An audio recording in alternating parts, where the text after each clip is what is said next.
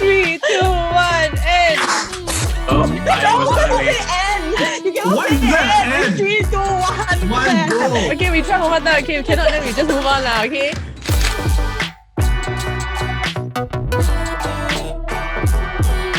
Hello and welcome to Real Talk. Today we have some up-and-coming documentarians whose films have been nominated at the National Youth Film Awards 2020. We want to find out, how did they pick their subjects and what life lessons have they gleaned from their experiences? Everybody say hi to Jeevan, Christine, Mitchell and Jessica. Hi guys! Hello, everyone. Hello. Welcome! Good to see you all. How are we doing today? Good. Yes, good. Wonderful. Absolutely wonderful. Great place to start. Okay, so you guys are normally on this side. How does it feel being in the hot seat? Pretty good today, actually. Yeah? Why? Yeah, pretty good today. No, just I'm in a good mood today. That's good. It's nerve-wracking, but at the same time, it's a good experience because I rarely ever get interviewed. I'm usually the one interviewing people. So I finally get to understand what all my interviewees feel when it comes to asking about personal stories and experiences as such. So I think being interviewed is probably one of the best experiences that a director can actually achieve, especially someone who wants to become a documentary director. Okay, so Jessica, how does it feel being in the hot seat? Still a little unnerving, to be honest. Yeah, like you said, we're much more familiar with being behind a camera. So I think there's still some element of like going through my brain what I should say, where they can cut, like some form of self-censorship, I guess. Yeah. I guess also because when you're doing an interview, you hope to allow your subject to be like comfortable and vulnerable. But then I guess I'm also realizing that demands that you're vulnerable first, which is not often the most comfortable experience. Yeah. How would you describe your film, Jessica? So our film follows our protagonist Zaki, who at the time was 17 years old. And he was kind of at a crossroads in his life, having left behind a gang past and processing family abuse. And he was going to be a dad himself in a couple of months. So we were kind of tracking his journey of change and going along for the ride. Yeah, so I would say it's more of an intimate portrayal, quite observational, and yeah, I think just peering into the life of a youth who is trying to overcome challenges in front of him. Yeah, it was very, very intimate. And there were some parts that you also made look very cinematic.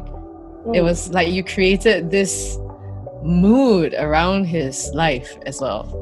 Yeah, I think that was what we were gunning for as well. There were some moments that were obviously we had more control, such as the boxing scenes when we were able to create a certain lighting that would affect some, maybe like a more pensive, more immersive mood.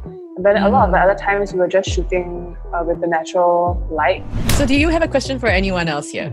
Yeah, maybe I can shoot it back to Christine. For you, what was it like documenting your family process? I just came back for Chinese New Year and I was thinking like, oh my goodness, there's a new addition to the family. And it was something that, I feel like I'm still a child, I'm still like a baby and someone else has taken my place now. Like there's a new baby in the house, right? So I'm like, okay, everybody has to upgrade. I am now an auntie. There was never a plan to put it into a film. It was just something that I wanted to document for as a gift to my niece when she grows up. But, with the whole COVID-19 and I was stuck here for, extremely long period of time. And I decided to actually all piece it together into a documentary.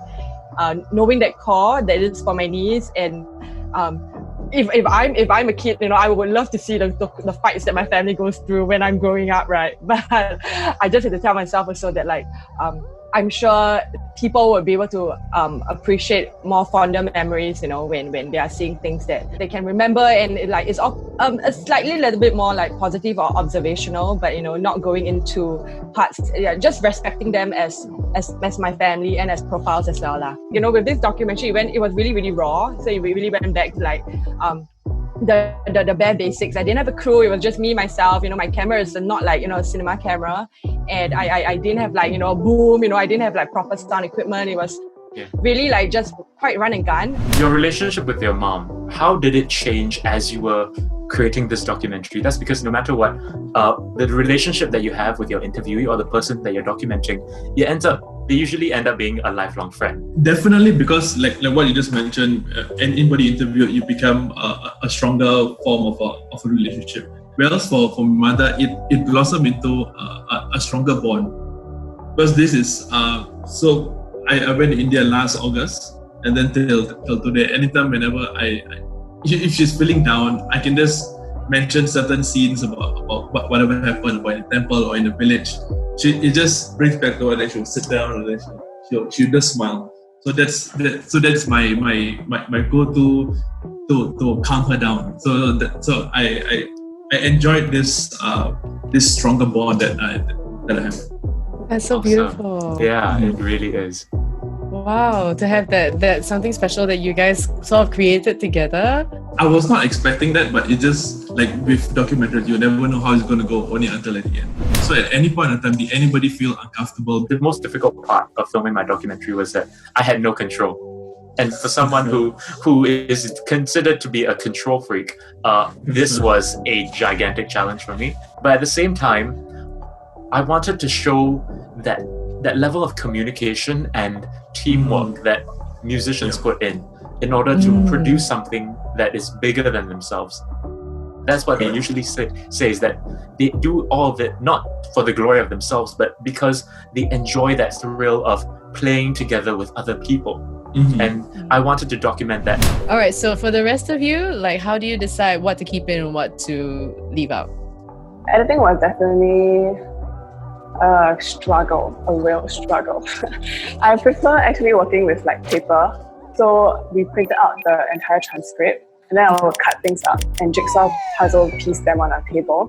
My parents thought I was crazy. Oh wow, so old school. Wow. Yeah, very old school.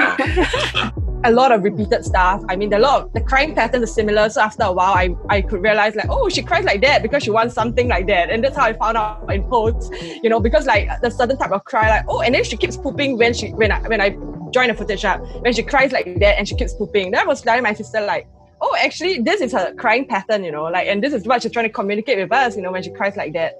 As compared when she's crying for milk, it's a slightly different sort of cry. So that was something that I figured out in editing, yeah. I wanted to do a story based on what happened to the house. So then I went on to interview my mother's sisters and brothers and my grandmother. Then when I'm there, then I realized that the story needs to be more focused, and because I only have a limited amount of time. So once the moment when I reach India, I cannot use anything from Singapore. I wanted to use here, there, but I needed to use her own journey because I'm here with her, recording her every step, what she feels when she's happy or not.